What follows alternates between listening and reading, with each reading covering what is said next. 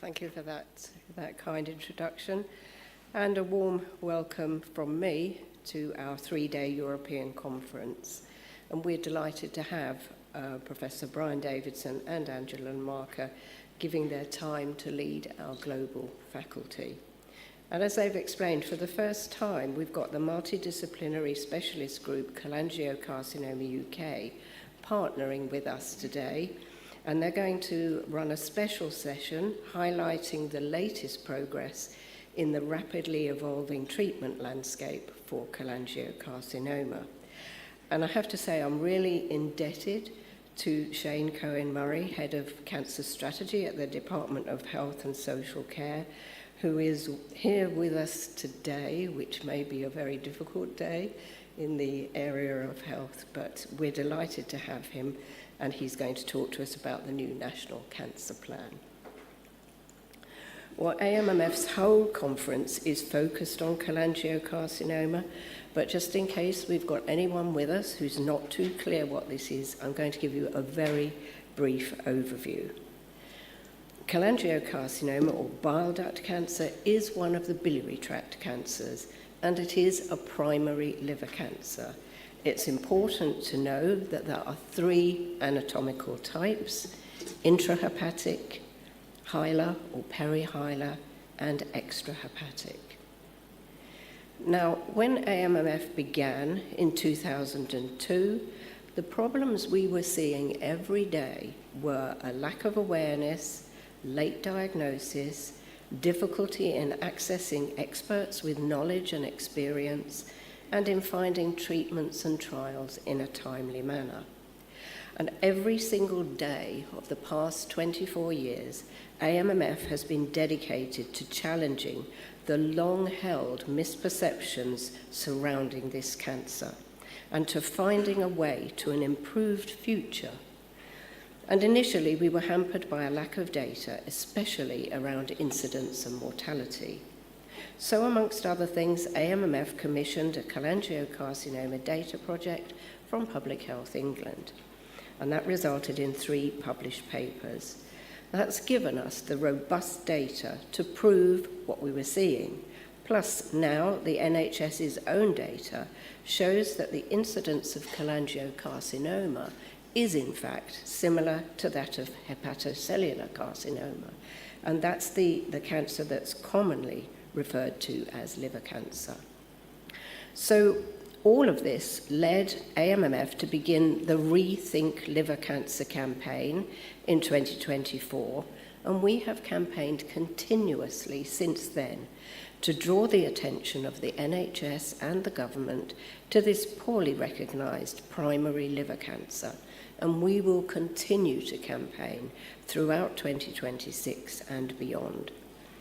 So it is really disturbing then that despite all of this, the solid facts uncovered by AMMF and published, knowing that the incidence is increasing year on year and many younger people are being affected, the long-held misperceptions surrounding cholangiocarcinoma persist. And because of those misperceptions, there's so little awareness.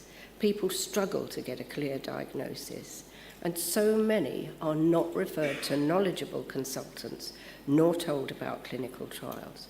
So in reality, even though we have advances such as molecular profiling, targeted and other therapies, the situation for most has changed very little. So I can do no better now than to let you hear from some of those people as they describe their recent experiences.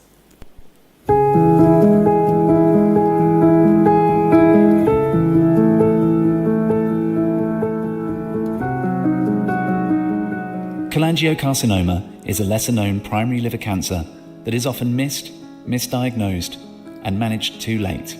A new analysis of NHS records reveals that 2 in 3 patients do not receive any form of cancer treatment.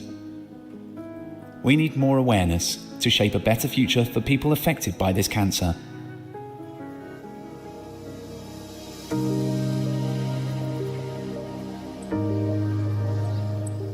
I met my husband Jonathan through a newspaper Lonely Hearts advert. It was funny, clever, endlessly curious and full of energy.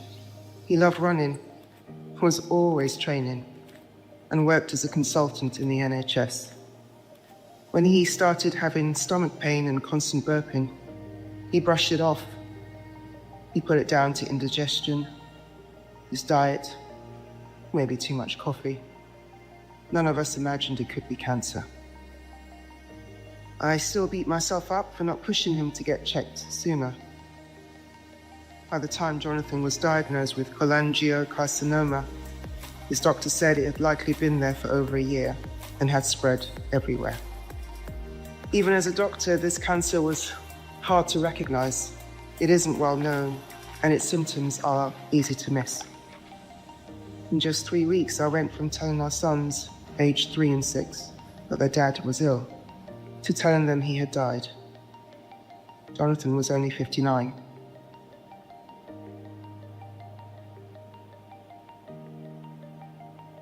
Our story shows why awareness matters. We need greater public understanding, clearer guidance for doctors, and early investigations of symptoms so that fewer families are left with questions that come too late.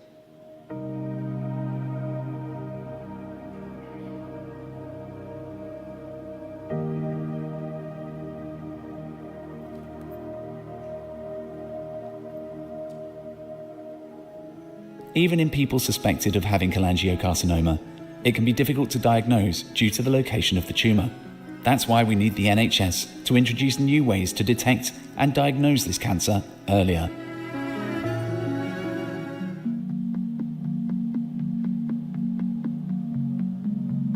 It took a year and a half for doctors to diagnose my cancer after I first went to the GP with my symptoms. I felt sick all the time and constantly exhausted. I had just got married and had a lot going on at work, so I assumed it was stress. Then my skin started to itch. It was unbearable. I couldn't sleep. I questioned everything, the weather, my diet, anything but cancer. Scans showed I had a liver condition called primary sclerosing cholangitis. Looking back, my consultant is fairly sure the cancer was already there. It simply wasn't detected because it was at such an early stage. What followed was months of uncertainty. Is it cancer? No, it isn't. We'll test again. Now it is. During that time, a lesion developed on my liver. That lesion was cholangiocarcinoma. I spent months in hospital, away from my new husband and my family. I caught infections, including COVID, and endured repeated invasive procedures. A year on from my diagnosis, and I'm doing well. But my story shows why earlier and better diagnostic testing is essential. We urgently need improved tools to detect cholangiocarcinoma sooner, so fewer people are left waiting whilst this cancer grows silently.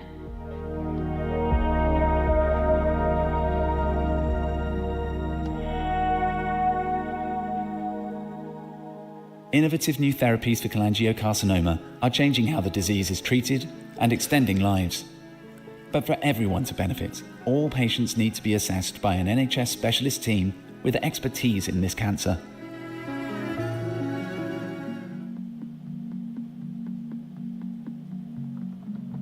When I was diagnosed with cholangiocarcinoma, I turned to Google to understand a cancer I'd never heard of and was met with terrifying statistics.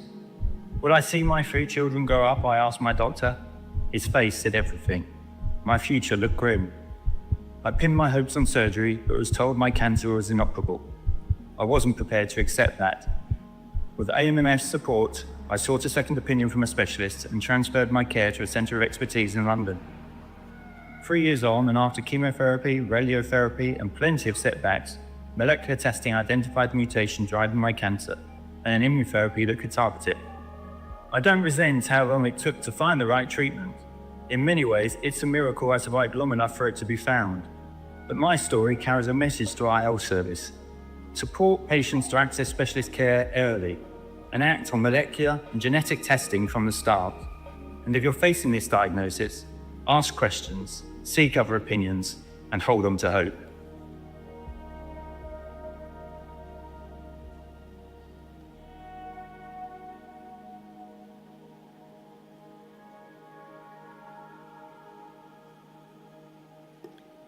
extremely grateful to Thelma, Florence and Kevin for so courageously sharing their stories with us. Now, although cholangiocarcinoma isn't mentioned explicitly in the recently published new cancer plan, each of the areas where we need improvements are ambitions in general noted in the plan.